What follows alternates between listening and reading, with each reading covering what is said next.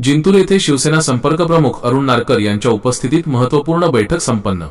पक्ष संघटना मजबूत करण्यावर भर। परभणी बाय जिंतूर ते छत्रपती संभाजीनगर रोडवरील शिवसेना शहर प्रमुख अरविंद कटारे यांच्या कार्यालयात शिवसेनेची एक महत्त्वाची आढावा बैठक पार पडली। शिवसेना संपर्क प्रमुख अरुणजी नारकर यांच्या प्रमुख उपस्थितीत आणि शिवसेना जिल्हा प्रमुख रवींद्र धर्मेसर यांच्या अध्यक्षतेखाली ही बैठक संपन्न झाली। आगामी काळात पक्ष संघटना अधिक मजबूत करणे, नवीन पदाधिकाऱ्यांची निवड करणे आणि कार्यकर्त्यांच्या अडीअडचणी जाणून घेऊन त्यावर चर्चा करणे हा या बैठकीचा मुख्य उद्देश होता। बैठकीतील ठळक मुद्दे व मार्गदर्शक मनोगत। या बैठकीमध्ये बोलताना शिवसेना जिल्हा प्रमुख रवींद्र धर्मेसर म्हणाले की गाव तिथे शाखा आणि घर तेथे शिवसैनिक हा मंत्र प्रत्यक्षात आणण्यासाठी जिंतूर तालुक्यातील सर्व कार्यकर्ते आणि पक्षाचे ज्येष्ठ नेते यांनी जोमाने कामाला लागावे।